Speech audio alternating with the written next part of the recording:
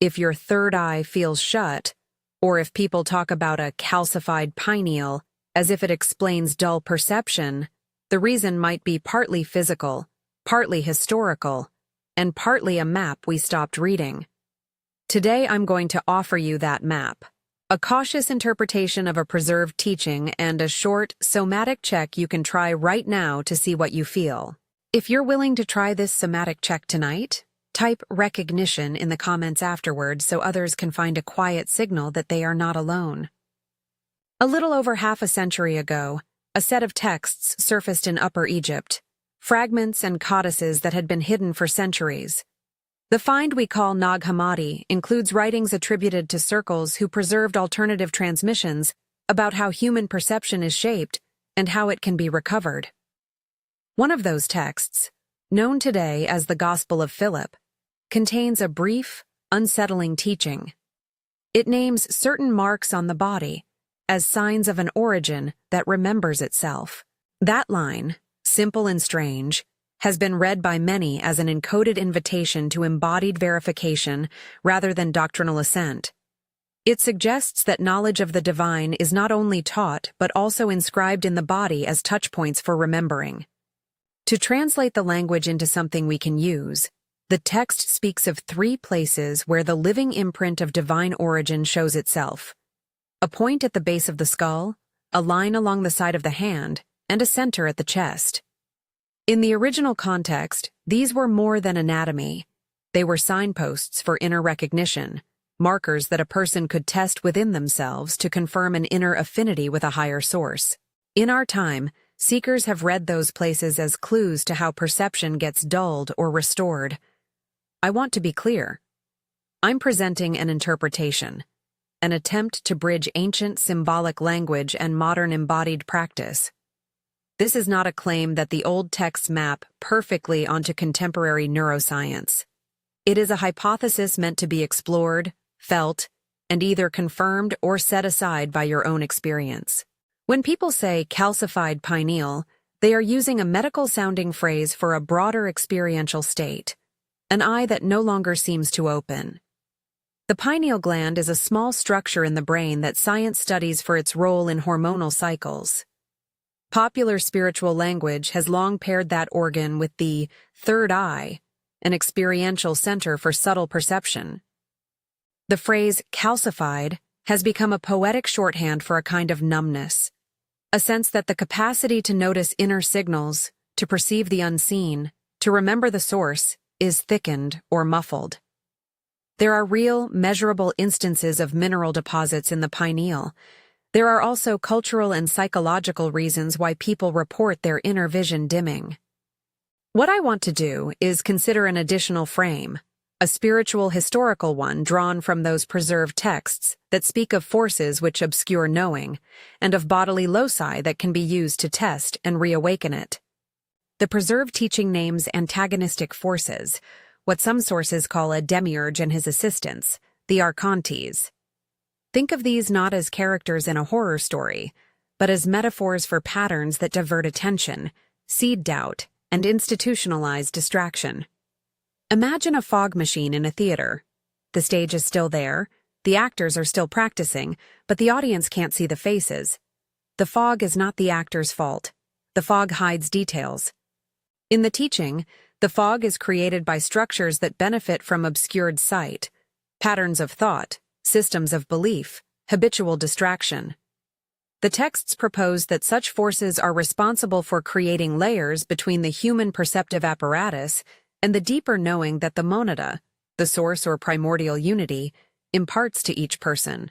If we accept this as a working frame, those 3 bodily marks become practical coordinates for doing something about the fog. The point at the base of the skull, the origin mark, may be read as a place where lineage or grounding is felt. It is the knot where a person's being meets memory. The lateral hand line, the perception mark, speaks to how you reach and respond to the world, how sight and touch become one. The center of the chest, the command mark or externo in the preserved text, relates to will, declaration, and the seat of a binding word. My interpretive step is to suggest that the perception mark, understood in modern language, is connected with what people call the third eye or pineal experience, a felt center of inner vision that can be vivid when unobstructed and muted when muffled. But let's hold two things at once. First, the biological term pineal calcification exists. Mineral deposits occur for various reasons and are studied clinically. Second, the suggestion that spiritual forces dull perception is an interpretive, metaphysical hypothesis, not a medical diagnosis. I will not tell you that a cultural or supernatural agent literally deposits calcium in your brain. I will offer the idea that patterns of attention, inherited conditioning, and cultural noise can functionally calcify your capacity to notice subtle signals, the felt third eye, making it seem inert. That is a poetic way to speak about an experiential block, and it is precisely what the ancient texts were addressing. How to recognize that you have been diverted, and how to test whether inner sight is hidden or present. Now, if you've stayed with me this far, I want to invite you into a brief, non-medical, experiential check. This is symbolic and somatic. It's a gentle experiment in attention. If you have any acute medical or neurological concerns, please consult a healthcare professional before attempting anything that feels strenuous. This is not medical advice. What follows is an inward exercise that uses breath and touch to create the conditions for noticing. Begin by sitting comfortably in a chair with both feet on the ground. Let your hands rest in your lap. Close your eyes if that feels safe. If not, soften your gaze. Take 3 slow inhalations through the nose and longer, relaxed exhales through the mouth. With each out-breath, feel your shoulders release a little more, as if a small weight is sliding down your back. Notice any areas of tension, but do not push them away. Simply observe. Now gently bring your attention to the base of your skull, where the neck meets the head. Place the pads of your fingers there, light, not pressing hard. Rest there for about 30 seconds. As you hold the area, let your attention be the kind of attention that watches a screen without commenting, noticing temperature, subtle pressure, a sensation of openness or tightness, the absence of sensation. If a thought says, "This is silly," notice that too. The preserved teaching names this place as an origin mark. For our purposes, consider it a grounding point where memory and lineage can be felt. Don't interpret what you feel. Catalog it in neutral terms. Warmth, coolness, pulsing, nothing, a memory, an image. Spend 30 seconds here. Shift your hand now to the outer edge of your dominant hand, the side where you would lay a knife when cutting. Lightly trace a line from the base of the palm up along the outer edge to the tip of the little finger. If you prefer, use the non-dominant hand to trace it. The motion is symbolic of perception tracing its own boundary. Move slowly, feeling the skin and the tiny changes beneath it. The preserved text associates the lateral hand with perception. The way you reach out, the way you sense edges. Pause halfway along that line and breathe 3 slow breaths. See if any images, sensations, or memories arise as you trace. Again, you are not judging. You are simply witnessing what surfaces. Now place both palms over the center of your chest, one on top of the other, fingers relaxed. You are now at the place the text calls the chest center, or externo, associated with command and declaration. Press gently, as if your hands are the lids of a book. Feel the rise and fall of the chest beneath your hands. Take a full breath in for 4 counts, hold for 2 counts, and exhale for 6 counts. Repeat once more. As you exhale, silently or aloud, whichever feels right, speak this 9-word phrase. I remember my source. I open to inner sight. Say it once, slowly, with intention. This phrase is not a magic formula. It is a declaration that aligns your voice with the embodied seal the ancient text names. Notice whether your body registers anything, a shift in temperature, a softening, a prickling, or nothing at all. All of these are normal. Sensation can be immediate, delayed, subtle, or absent.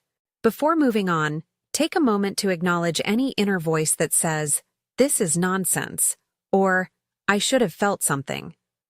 These are predictable reactions, what the preserved teaching describes as defenses that arise when the system notices a threat. Call them by the name the tradition used, archontes, or simply call them doubt.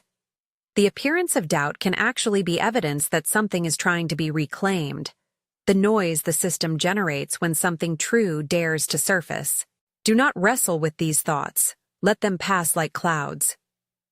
There are a few practical notes to anchor this exercise. First, sensations differ widely. Age, trauma, nervous system variability, and cultural conditioning all influence what a person experiences. A lack of immediate feeling does not mean absence of spiritual identity or that the practice failed. Second, this is experiential and symbolic rather than therapeutic. If you notice persistent neurological symptoms, head pain, sudden visual changes, seizures, seek professional medical evaluation. Third, if you feel emotionally moved, give yourself time to process. Sometimes the opening of a perceptual channel brings old material to the surface. You might now be asking, how does this relate to the popular talk about a calcified pineal? Again, let us separate frames. Clinically, calcification refers to deposits that can be measured in certain anatomical structures. Popular talk has metaphorically mapped that term onto the third eye experience. The preserved teaching offers another metaphorical cause. Forces, habitual thought patterns, cultural distractions, institutional narratives, that, over generations, dampen a living capacity for direct remembrance. These are not mutually exclusive explanations. Think of it like this. Mineral deposits might stiffen a hinge. At the same time, layers of rust can form when the hinge is never moved. Movement, attention, ritual, disciplined practice can sometimes restore flexibility regardless of the hinge's material condition. That is why the ancient teaching insists on embodied verification. If you can feel the marks internally, you have a kind of corroboration that bypasses mere rhetoric. Historically, there were reasons such teachings were kept quiet or marginalized. If people could validate inner knowing for themselves, traditional gatekeepers of knowledge, religious institutions, cultural authorities, would find their monopoly on interpretation challenged. The texts that survived did so at the margins, preserved by groups who valued direct experience over imposed doctrine. Today, the modern world has both amplified and attenuated inner perception. More information is available than at any time in history, yet attention is more fractured. Advertising, algorithmic distraction, and relentless noise function like those old archontes, scattering attention and making it harder to maintain the conditions for inner sight. You may feel an urgency now, an impulse to fix what feels blocked. That very urgency is a double-edged sword. It can fuel disciplined practice, or it can become another form of distraction, chasing quick results, seeking gimmicks. The preserved teaching, and a careful modern reading of it, encourages steadiness. The path it suggests is not an instant cure, but a regimen of noticing, claiming community, and disciplined practice. Small, consistent acts of attention at the 3 marks, combined with communal recognition and study, create conditions for anamnesis, the awakening of memory. Anamnesis is not the retrieval of a factual database. It is the recovery of a felt orientation toward source that reframes perception. There will be resistance. That resistance will speak in rational tones. Prove this. Show me data. Isn't this superstition? Those are valid questions. Skepticism, when curious, can be a friend. It keeps you from accepting fables.